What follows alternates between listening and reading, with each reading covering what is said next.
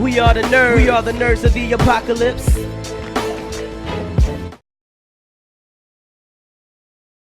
Let people come in as they come in. Well, welcome. Thank you so much for coming to Soundwave's horror comic panel. I'm Hank. I'll be the moderator of the Q&A. We've got special guests. We've got Steve Mannion. He's the creator of Fearless Dawn. Also worked on Detective Comics, Batman Black and White, tons of stuff. We've got Matthew D. Smith. He is the co-publisher of Wednesday Comics. He's Saturday. I've done that so many times. It's like even today when I was Googling and I was like, Wednesday, that's that book that Yeah, Saturday. He's also written Amazing Age and Bee Sting, Curse of the Stranglehold, a lot of great stuff. And we've got Alex Smith and Billy Parker. They are the writer and artist of The D Ward, coming out at the end of October from Keen Spot. The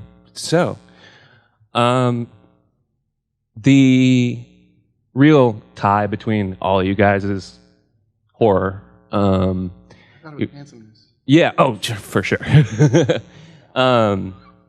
So I was wondering about your influences when it comes to horror, the horror you grew up with, what really inspired you to get into the field, and what drives you. Yeah, it started with, just... Hi, everybody. Glad to see you all here today. I was a 70s kid, so we came up with all those famous Monsters magazines and everything that you see around.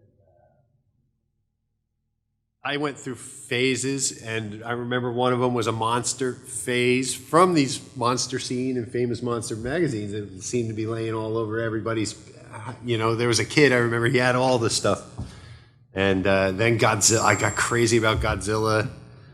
And television, we had Channel 9, we had Chiller Theater. I was in New Jersey, Chiller, and they always played like The Creature from the Black Lagoon and all that stuff. And I'm a universal Godzilla kind of monster-based guy like all that, Yeah, classic stuff. Classics. Now, what's your... same kind of thing, honestly. I was born a little later. I was born in 79. So with me, it was all like, when I was a kid, I was seeing Freddy, Jason, Michael, Leatherface. I was real big into those horror movies. Yeah. And then when I got a little older, like around 11, 12, that's when like Tales from the Crypt came out. And so I started reading the reprints of that through EC. And then I started picking up some of the older horror anthologies that they used to do, like, DC had Ghosts and, House of Mystery and all that. Because I was already a big comic person anyway, so... The horror movies, the slashers, led me into the horror comics, as I got a little older. Pretty much for me. You guys? Well, mine's similar, about the same age, a little younger. So, grew up pretending I'd seen all these movies. We would all discuss them, and we were like 9 or 10. Oh, yeah, you remember Freddy 5, and he did this, and that didn't even happen in the movie. I grew up growing up in the 80s, even our regular movies were terrifying. Like Dark Crystal, I was just telling somebody, like, my kids can't even watch the crap that I watched as a kid because they get too anxious. They don't like it. So, but I just wanted to do horror comics because I can't do horror movies. It takes a lot of schooling and time and talent. So I really like old slasher movies specifically because those movies are made by guys who wanted to make good movies, but no one would pay them to make regular movies. So they got these B horror movies, and Halloween specific, like for example, they spent $12 on Halloween, and it's probably one of the best horror movies ever made. It's and the John Carpenter music, and just the it's one of those things that I have an anxiety disorder, and horror movies and creepy stuff like that used to keep me up at night as a kid, but now it calms me down. Yeah. Like, as an adult, and, I know that Michael Myers isn't coming to get me, and Jaws isn't going to bite my balls off in the toilet. It's a very rational fear we all had in the 80s. But yeah, that's kind of, it's fun. Yeah, for sure. Yeah. I'll say mine's different. I have a different story. When I was a kid, I watched Trilogy of Terror. I don't know if anyone's ever seen it. Oh my gosh, you haven't. Karen Black. It still scares me to this day, that little Zulu warrior doll. and it stopped me from watching everything until I was well into my teens. Totally freaked out by it. Then, of course, Freddie and Jason and everybody started coming on the screen, and all my friends were talking about it, and I didn't know what they were talking about, so we got a Betamax VCR, and I started watching the horror movies, and it hasn't stopped since. I mean, everything horror now I can get my hands on. If I don't jump or cover my eyes at least once in the movie, I'm really disappointed. I haven't watched a successful horror movie. There's lots of good, funny horror and stuff that I love, but I really like to be scared. It's fun. It's funny, if I could add something. You were talking about all your friends talking about the horror stuff. I was one of the few kids whose mother would let him watch it. So I was the one. Party at your house. Yeah, I was the one they all came to, like, tell me everything that happened. So that might have helped me with storytelling later on, because I had to go through every plot detail. I had to add some suspense. Well, then, Freddie, Yeah. Filling in those blanks. That's right. Yeah. Like, hear about the movie before you ever see it. Yeah. Well, Steve, especially with your stuff, when I was reading Fearless Dawn for the first time, I immediately could see, like, the EC comic stuff mixed with heavy metal, mixed with 2000, like everything from the 50s to like the 80s, sort of like melded together into this fantastic, really fun experience. And then I was sort of like looking over the stuff he'd done. I was like, oh, he's done like the rebooted Tales of the Crypt and like worked on heavy metal. And were those things that inspired you that you actually ended up getting to work on later? Like, what's that like? Thank you.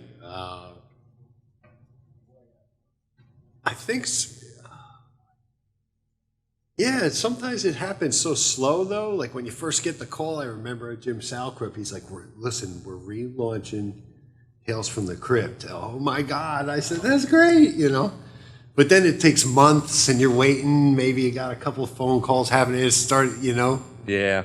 But it feels awesome at first, and I do wish he gave me. I don't know why he did this, but he called the night before. Steve, I need a cover by 12 o'clock in the afternoon, colored, and I'd go 12 o'clock in the afternoon, and I'd give him thumbnails.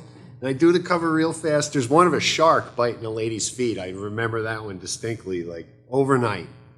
I don't know why he gave me these jobs, but it came out good. It made me make these decisions real fast and stuff like that. But he always did that. I always wanted like 2 weeks. Come on, man, And it was overnight. He did that for Tales from the Crypt. But yeah, it all kind of happened slow like that. But it is kind of weird. Like, wow, I was reading heavy metal. Now I got a story, But maybe I'm a little jaded or something like that. I don't know. I think it's that slow simmer, like a frog you put in the cold water and you turn on the heat. I don't know, but it's awesome. I love what I do, And it's been a gift. It's been good. Thank you. No, that's cool. And Matt, like so when I first read Bee Sting, which is a terrific graphic novel, if you guys have not picked it up, please do. Especially if you like Texas Chainsaw Massacre, that sort of like gritty Southern gross horror eaten alive. When I first read that, I immediately watched the sequel film because I was under the impression that you made the film specifically as a sequel to the graphic novel. I didn't realize there was the first movie. Yeah. So I'm like watching it, I'm like, okay, this sort of adds up, but there's like tons of things that I was like, what? Huh? and then, going back, I watched the first movie. I was like, oh, okay, I get it now. Like these things have changed for it, but it was still cool seeing, that the book that I love turned into a film. But as a creator, what was that process like, changing from, your original graphic novel, and then now you're making this movie and you're writing a screenplay, and what's that like? It was. It really just came about as kind of a fluke, honestly. When I did the graphic novel, I self-published it, and then it got picked up by a publisher 2 years later. And some friends of mine had like a cable access TV show in my hometown. Mm-hmm. They talked about comics and art and stuff, and I was on the last episode of that show. And the co-host of that show, his name is Anthony. I'd known him for years and years and years. And we were just talking, and I said something about, I said, I'd love to make this as a movie because it'd be real easy. There's not a lot of characters. It's, a few sets and everything. It'd be real easy to do. And he mentioned it in the interview, and then we just kind of talked about it. And the director of that TV show started talking about it, and the three of us just started spitballing ideas and figured out how we could do it relatively cheap. And plus, since they both worked for a TV station, they had a lot of access to equipment that we wouldn't have to rent. So about, I guess it was 2 years later, we started filming. We held auditions and everything. And adapting it to a screenplay was not that difficult because, in a way, comic scripts and screenplays kind of mirror each other. I mean, they're set up. In fact, I just took the comic script and I just modified it. Yeah. And I added more stuff because the script wasn't long enough for a film. So I added some more dialogue and, added a few extra characters and everything. And then it just so happened when we were filming, the character of Harvey, who's the camp director, the actor's David Solon, he hit the part in the graphic novel is very small. Yeah. Like in a few panels. But he was hilarious and so good. And so I went back and I rewrote additional pages just for him, to add him. Yeah. And so and the director, his name is Will Grammer, he was very adamant about being true to the comic.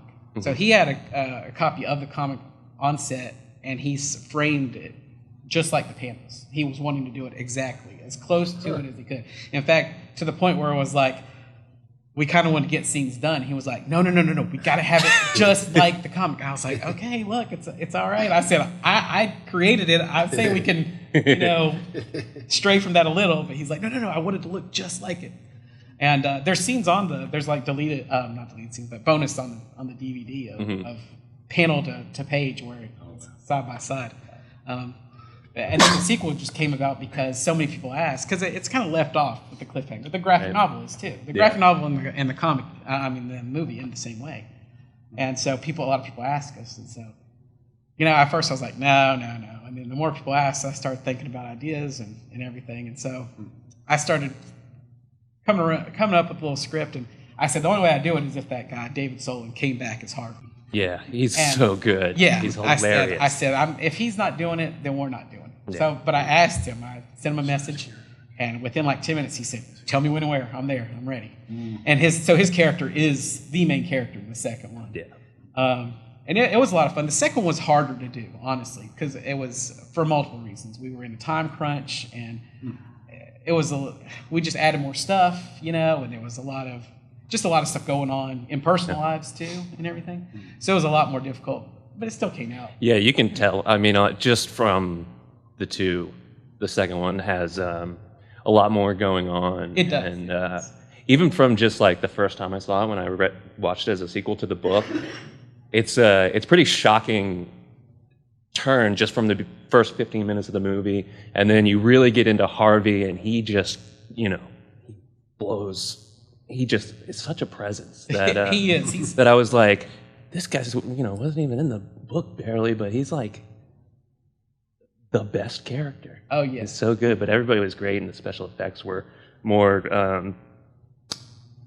prominent, like bigger stuff. So thank you. It was worth probably taking those risks. Thank you.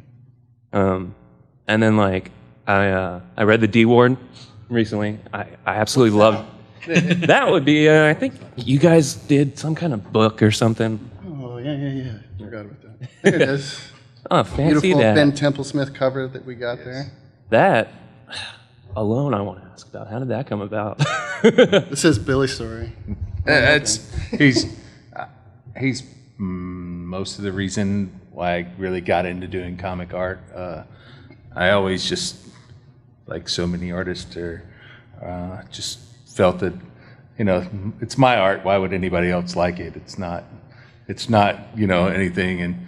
And just seeing his art, and it was just so different from what I was used to seeing, and great horror images and things. And I was like, maybe I should give it a shot and see if people are, into whatever. And they were, and his art has always resonated with me. And so I met him at Heroes several years back and got to talking to him, and I was like, hey, my first book's coming out. I'd really like you to do a cover. And he was like, yeah, I'd love to. And I was like, hey, that's great.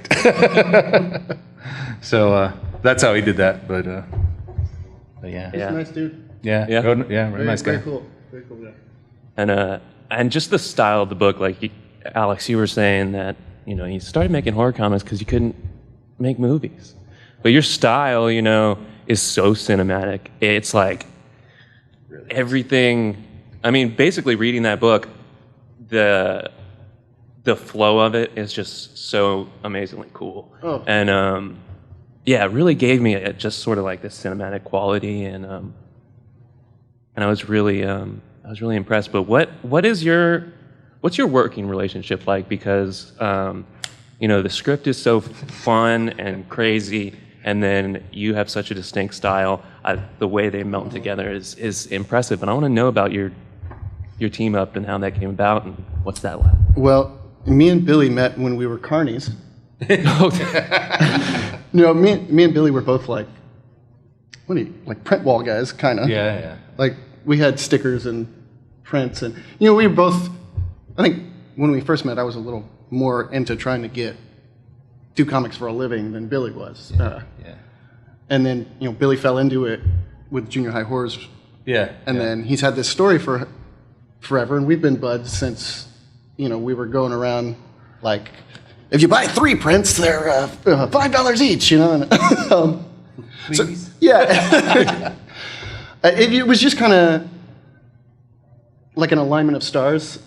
Billy needed somebody, and I got medicated and therapied enough that I'm almost able to do it like a grown-up. It's like our working relationship is basically Billy writes a script, he sends it to me, and then Billy texts me, "Hey, bud, are you not depressed enough to work today?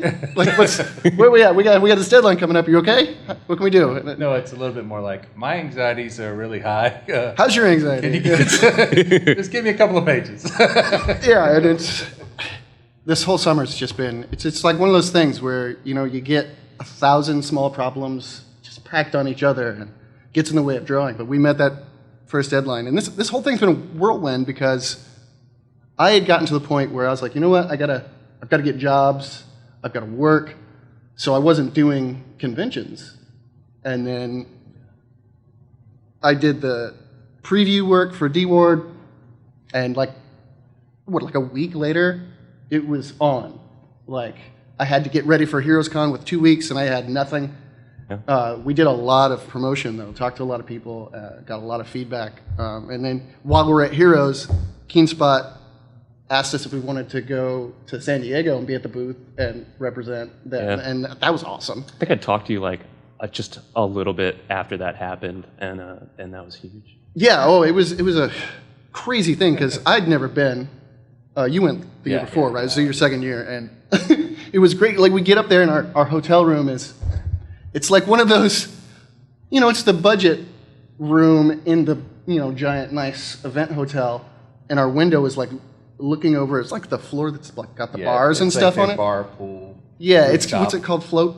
Yeah, float. Were you going to float? Yeah, float. Going to float.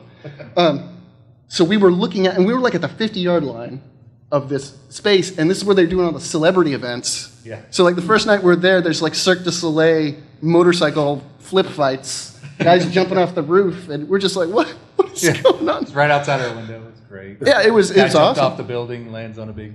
Yeah, and we didn't even know he was there because we were looking at it from the back. Yeah. So apparently they were having a fight. There's a YouTube video of it. Yeah. If anybody wants it, I can link you to it. But yeah, like, we're trying to do the promotion train and do all the work at the same time. And I've got 2 little kids, and both of us have an anxiety disorder. And I mean, but we got it. We hit that. We get there. Yeah, which is probably why we get there. yeah. Like, we get our work done by trying to keep each other's anxiety at bay. Yeah. It's more important for me to let Billy know that I'm still working than it is to worry about the company, in the book shipping late. Yeah. Like, I want to get the book out on time so that me and Billy are okay. More than and so far we're meeting deadlines by the skin of our teeth, but for being guys who are basically Unknown's first major comic, like I think that's like hitting that #1 deadline was awesome. Yeah. Felt really good. Yeah. It sets a good precedent.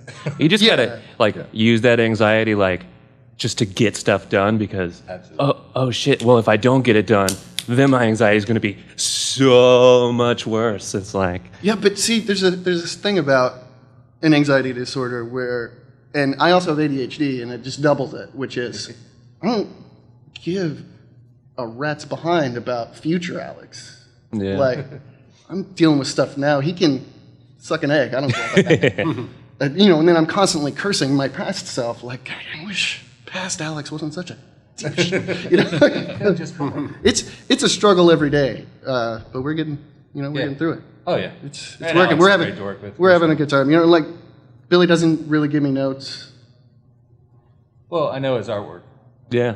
He's solid, and so if there's something at all that I'm like, hey, I really want to see this, then he goes okay, and then a day or two later, that's exactly what I asked for, and I'm like, great, saved me a lot of trouble.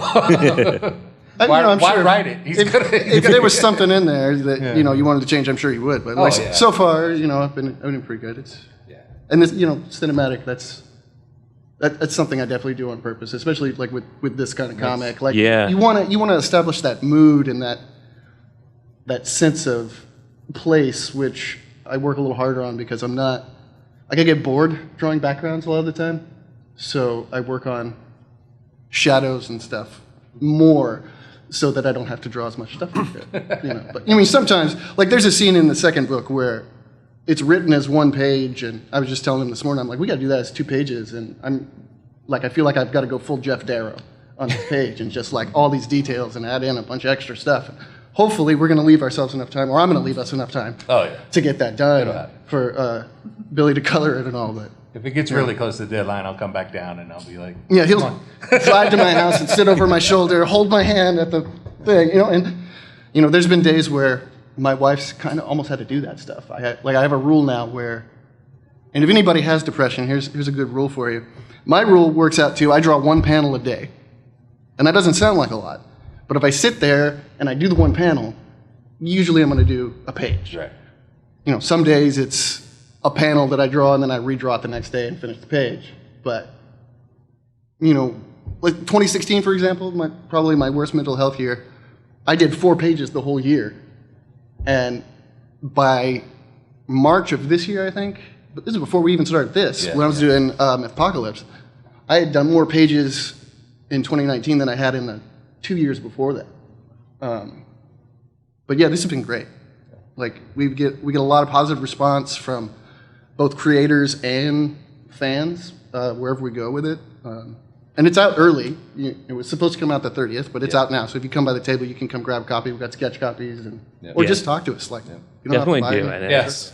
It's I mean, the literal quality of the book. KeenSpot puts out an amazing product. I wasn't familiar with a lot of their books beforehand, but I was really impressed with everything about the books. So they have a very wide variety of stuff. It's And Interesting. to pitch KeenSpot real quick, they got a movie coming out next year What is called it? Marry Me. Marry Me. With Jennifer Lopez and Owen Wilson. Owen Wilson. Wow. It's great. It's a celebrity on stage finds out her boyfriend that she was supposed to get married to cheats on her, and so she picks a guy out of the audience and decides to marry him.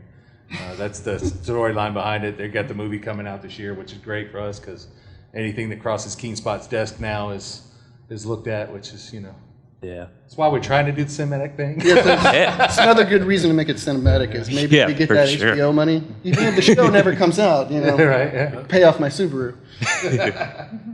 Oh man.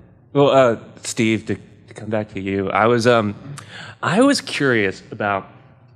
So I went and I read. Well, I had read your Detective Comics issue. Probably, if not when it was current, pretty. I was a huge fan of that Rucker run, and it was such a left turn from everything else around it. Because basically, if you haven't read it, which you should, it's the setup is the book is basically art therapy of Two-Face. It's sort of the comic book is made by Two-Face, and so it's this insane story told from his perspective, and if it was his art. And then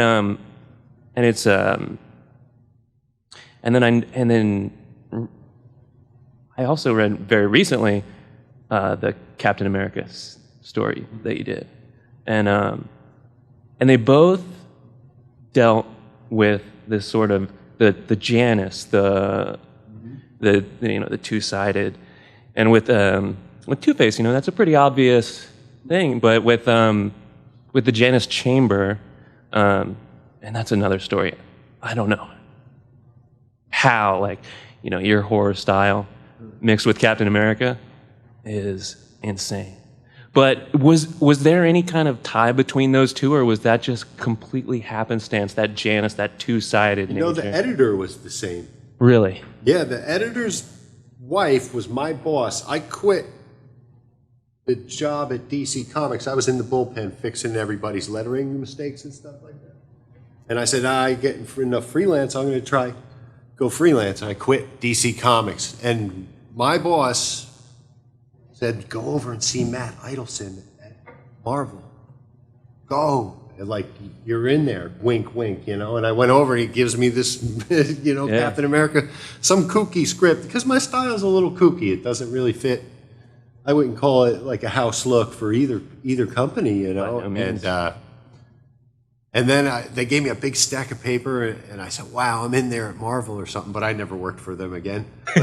But Matt Idelson went over and all of a sudden I got this call. Bill Ray was supposed to do that story, which I'd like to see Bill Ray draw that story, but he was, it was some kooky, that madman, another kooky story, I had to wait for these kooky scripts to come through Marvel and DC at the time, and they don't come through that often, But that was a job. You were saying, what's it like? When that Batman job came in, I was really ecstatic. All through the book, all this energy came out. I just went bazonkers on it, as fast as I could. Once again, as fast as I could, because I guess Bill Ray waited to tell him he didn't want to do it. So they were and I was handed in this work, and all they'd say is, oh yeah, it looks good. How many more can you have by Tuesday? That's all they wanted. How many can you have by Wednesday?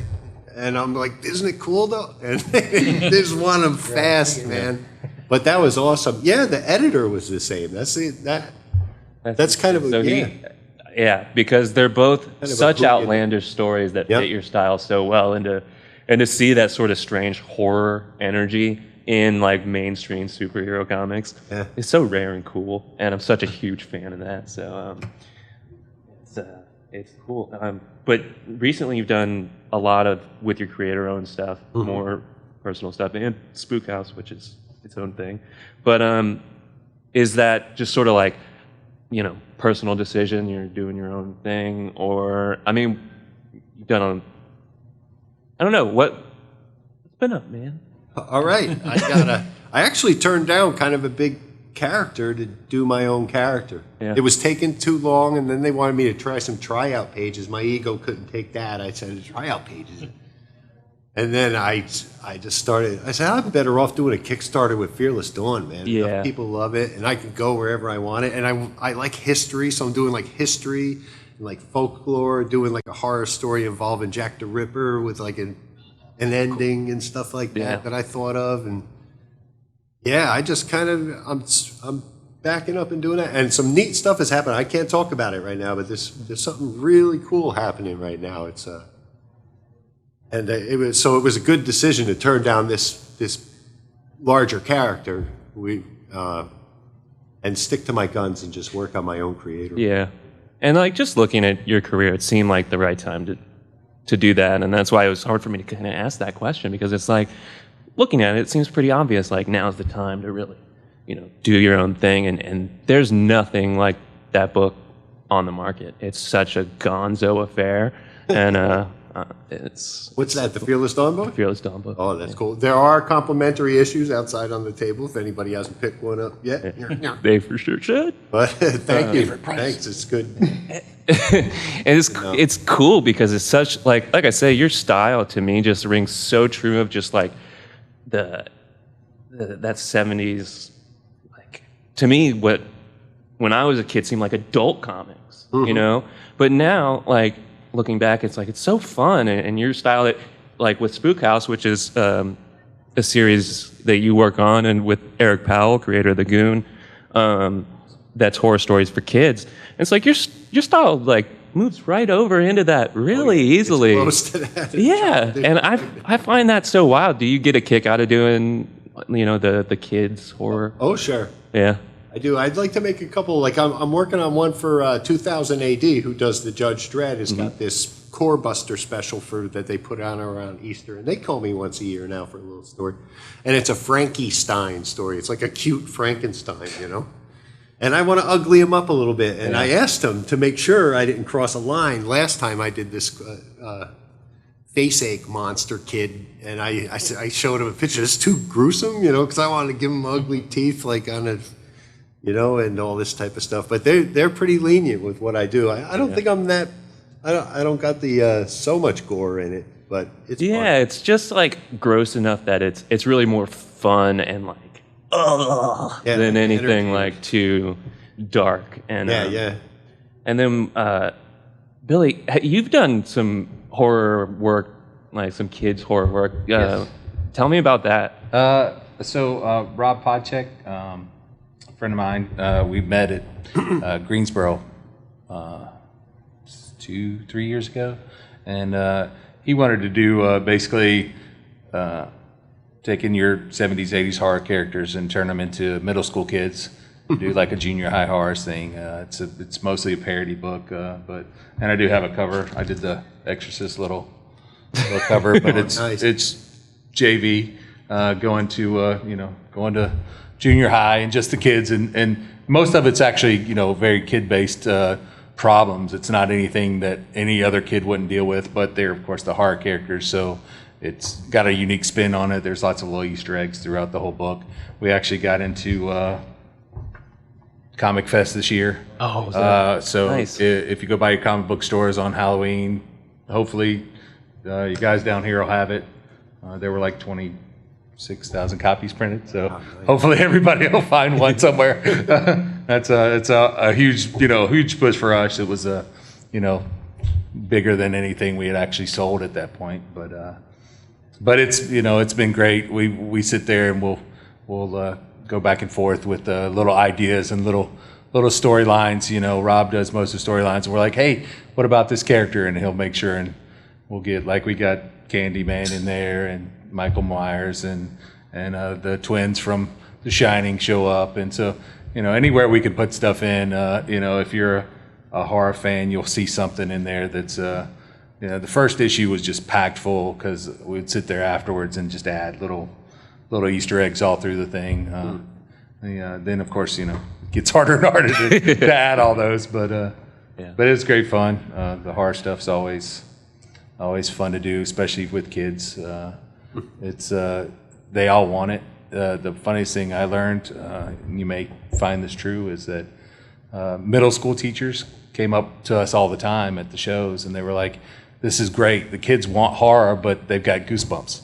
Yeah. They don't have a lot of other options, and the parents wanted to introduce characters to their kids, but they're not quite ready for all that. So our book actually gave them a little insight. They could see it, and they could go, "Oh, these are the characters. This is Jason Voorhees," but you don't get to see all the things that he does to people in the movies. They just get to see characters. Well, with that idea and with the Spook House, it's like it's hard to find stuff that's all ages, legitimately, where it doesn't feel like it's talking down to kids, like, because even as a kid, like, oh, this is for babies. Like, I don't want this thing. So when you can find something that's like all ages for real, but is legitimate, that's I think a wonderful thing. Oh yeah. I would like to open up the 4 questions from the audience before we run out of time. Does anybody have any questions for our creators? You can ask us super personal questions if you want. Get in. Whatever you want. You can ask Alex about his braids, how long it took him. Yeah, it took my wife about 7 minutes to braid my hair because I'm too stupid to do it myself. Yeah. It's hard for me. Yeah, I was trying. Alex. But she makes fun of me because I like you guys watch Bob's Burgers and Yes. the kid with the Gene. He's always like yeah. doing this stuff. Me and my son both. I was watching something recently where they said like equated that very closely, like, oh yeah, rocking back and forth. That means you're crazy. It's like, oh, I do that. Oh, I am. Yes. Did that all my life. Yeah. Oh, okay. Yes, that adds up. Shit. Oh. Come on. Well. No questions. I got a question for Steve. We talked about like movie influence. Who are your artistic influences? Would you say? My dad would bring along a lot. My dad's probably a better artist than me. God rest his soul. But he brought Frazetta into, and Howard Pyle, which was sort of a Frazetta, but I really liked Frazetta. And I always got Mad Magazine, so all those, I kind of come out of that school, And then seeing Mad Magazine, Wally Wood. So I'm definitely an EC kind of Frazetta guy. I took right to it, And those are, if I can think back, I can always remember my dad coming in with that Frank Frazetta painted little white covers, man, and just being, wow, look, Dad, and he'd say, all right, look how he's hiding the feet. I'd say, no, it's pretty awesome. I don't know. It looks good to me. But I think that would have been really, like, I would have loved to see someone point that out to Frank himself. 'Cause I feel like Frank was the kind of guy who would, like, literally bust out a canvas and just paint feet. Like, right in the dude's face, like, looking at him the whole time. Say something about my feet again. Do you know that he had a stroke in his, like, 60s? And he lost the use of his right hand and taught himself to paint and draw with his left hand, and you can barely tell the difference. Like, you have to be a Frazetta expert to, or know the year to tell which ones he did with his left hand, which ones he did with his right. It's crazy. To hear something like that is always crazy. I think Howard Porter, something pretty similar happened to him where he had to like completely like change hands, reteach himself, and it's like I can't even imagine. Like I can barely write my name with my left hand.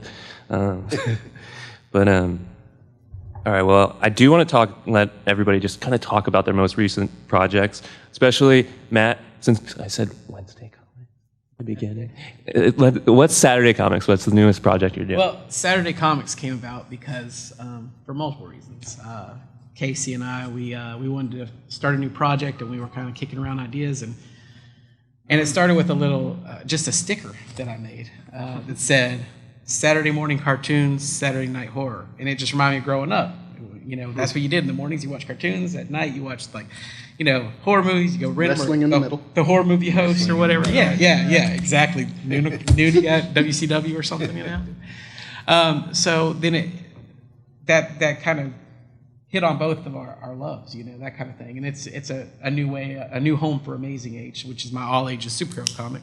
It's Amazing Age is about these kids who get sucked into the world of comics that one of them made up. And all the characters in there are characters I made up when I was a kid. And there's actual drawings in the back that I did of these characters when I was like 6, 7, 8, and everything. So it's a way for me to incorporate that. And then we have a new comic anthology / horror magazine that we're doing. Called, It's actually named after the graphic novel that had Beast, Sting, and Kurt Strangled in it. It's Blood-Drenched Creature Double Feature is what it is. No, this is the preview page. The actual book comes out next week. But it's each issue will have 2 horror stories. It's going to be flip book style, so one on one side, one on the other. And then there's going to be interviews with different people in the horror community. Because when I was doing Beasting, I started doing a lot of, instead of just comic conventions, I did a lot of horror conventions. And I met a lot of really awesome people. And this is a way for me to share my appreciation for what they do, So in the first issue, we have an interview with Kenny Caperton, who owns a replica of Michael Myers' childhood home in North Carolina. And he has a big Halloween party. That's awesome. And there's also Atomic Cotton, they do horror T-shirts, and Warlords of War, which are they do action figures. They're like He-Man style action figures that are that big. They're dope. Yeah, and the Witching Season films. They have a short film anthology on Amazon. Major motion picture now. So it's got interviews with all those with the comics. And the plans were going to do it like quarterly and everything with, some serialized stories Yeah. and some, news stories and everything. The first story we have in there, we have one we wrote together called Phantom 79, set in 1979. And Christine Brunson, who lives in Somerville right here, she's got a table. She did the pencils, inks, and artwork, and coloring for it, everything. And then the other story is Monsters Unemployed, and Scarecrow Oven did the art for that. I don't know if you know him. He's done the Mad Balls comic that came out a while ago. He does a lot of design. Where do I get Marvel. that? Yeah. What's that? There's a Mad Balls comic? I don't know how Nobody told me about but this. He did stuff in the first issue. Lions Forge put it out years ago. I remember because I was working at Soundwave at the time, and I remember getting that in and being like, "Whoa, Yeah, what is this?" Those are the best. It was like out of nowhere. They just, and I knew about it beforehand because he told me, he said, yeah, they're paying me to do Mad Balls. I said, Mad Balls? He said, yeah, it's coming back, but they haven't really said anything about it, But he does a lot of skateboard design, graphic design work and stuff for CDs and music and stuff. But it's been a lot of fun. It's been a lot of hard work, but it's coming out next week. And, we have preview pages at our table, and we're taking pre-orders, so we're mailing those out next week. Cool. So is that completely self-published? You guys Yeah, are doing that? self-published. We did a Kickstarter for it and everything, and got it all done. And like I said, it's going to come out quarterly. So we have the second issue that's going to come out in December. We're putting it out a little early, and then the quarterly schedule hits next year. And we're probably going to do another Kickstarter sometime next year for all 4 issues coming out next year. That's such a fun format too. It just reminds me of like when I was a teen, like, I had a couple of friends who made like kind of punk rock zines where it'd be all this crazy stuff, where it'd be like comics and flyers for shows and interviews with people that we thought were like, bands that would come through town that we thought were the coolest, or fucking rock stars. So to see that format is something that is exciting, and I will. Yeah, it's kind of like, I'll have to get that. Like I said before, I love stuff like Tales from the Crypt. Yeah. I love anthologies. I love movie and comic anthologies. I mean, I love Creepshow, Tales from the Crypt, Tales from the Dark. Yeah, exactly. And I love old horror magazines. I read Fangoria a lot, stuff like that. Yeah. So this is kind of like combining both of those. Yeah. Together. I don't even know. Do they even do those kind of horror magazines in print anymore? They're hard to find. Yeah. I mean, Fangora's still around, isn't it? what's that? Fangoria. And they just came back last year. I knew they were They were gone. online It's still. They were online, right? Yeah. Yeah. Famous Monsters is still around, but it's like you don't see those in the stores that much. No. You have to you have to know about it and order. It's not like you can just walk into your local grocery store and there it is. Yeah. And then you've got like all original content in there too, so it's like that's cool. Steve, is there anything you want to plug? Nope, just chilling. Just Cool. It's over here. I'm actually, I want to do a bunch of cryptozoid. What do they call that? Like, my daughter loves to watch these stories about Bigfoot. Cryptids. And cryptids. And I think Fearless Dawn, the next 4-issue miniseries, is going to deal with each one. I come from New Jersey, so the Jersey Devil. I'm sort of doing a lot of research work and really thinking about something like that. Those Kentucky cave goblins. Good stuff. Is it the same kind of Oh, look into that, Steve. It's Kentucky cave goblin? all of Kentucky's on top of a cave system. Yeah. And it's apparently full of goblins. Yeah. I listened to like a 3-hour podcast about it one time, and I had never heard of it. Goblins or ant people or lizard folk. Right. It's or, all- yeah. One of those three are in there. It's funny At least one. because At least one of the At three. least one. Make sure Could be you a whole community. you study your I hope Bigfoot so. anatomy, because the Bigfoot people will come after you if you get Bigfoot's anatomy wrong. There are specific things. It's funny you say that because the second issue, there's an interview with Seth Breedlove. He does a film series called Small Town Monsters. Oh, that's awesome. And he goes around to like these towns where there have been sightings of like, Chupacabra or Jersey Devil or And whatever. it's not that dog in Texas. I don't care what anyone says. No. It's not that dog in Texas. She's seen it. The Chupacabra? lizard man. What was that? She Anderson? saw some. You saw something? Lizard man? Yeah, lizard man in South Carolina. But my Yeah. friend saw it too, so it wasn't. Chupacabra? Ooh. Yeah, let's some credence to it. No, It was a little green space monkey with red eyes. The size of a horse? It was about the size of a donkey running down the road towards her and her friend. and my friend. I asked her about it the other day. Dude, That's not a chupacabra, but yeah, that's awesome. That's Skinwalker Ranch type shit. Like, It's in South Carolina. horse-side You guys wolves that like run next to your car at 50 miles per hour. Like, How'd you get away? It's common. I'm sorry, I told you. Happened to me. Right? Oh, we're playing. Well, Alex, Billy. Oh, we I got D-Ward coming up. Yep. The issue. So issue 1's still slated to come out at the end of the month, but it came out on the 2nd. So get by your comic book store and check it out. Do you know when? Do we know when it'll be on Comixology? It's usually about a month after Month it or comes so. out on Comixology. By the time issue 2's out. Yeah. And if you don't have it, just let us know. Tell your Yeah, comic oh, book yeah. store to get it. We can get it to them. Yeah, you can. I'll you have can get back issues. orders and stuff. Yeah. I made sure and keep some issues so I can get them to people. I know Soundwave will have it. Oh, Yeah, Soundwave's definitely got it. Yep. Well, I say we'll have backups if Diamond doesn't. Right. I don't trust Diamond. I didn't say that out loud. Nobody does. That's, Yeah. There's your final issue. But I've been spending a lot of time like trying to explain to my friends and family who don't read comics like how and why and when comics ship, and like trying to explain it to someone who just doesn't have any idea about comics is very difficult. They're just like, why? Nobody. Why? It's been this way for 40 years, and no one can fix no one- It it. evolved into this. I don't know. No one's changed it, so we just keep doing it. It's like Out of the- 10, yeah. They always say, "Isn't that a monopoly?" I'm like, Yes. Yeah, it pretty much is. But it's like the water supply in Flint, Michigan. Yeah. The more you look into it, the more complicated it gets. And like you go into can't it like, change oh, we can fix this easy, and then the more you read, you're like, what? Why can't we change Like- this? Why can't someone else open a warehouse? No. No, it's crazy, y'all. All right. Well, thank you guys so much for doing this. It's been a blast talking to you about horror and all kinds of crazy stuff. So, all right. Well, thank you so much, and have a great day. Thank you. Stop by the booth, guys. Yes, please do. Ask questions you were scared to ask here. Yeah.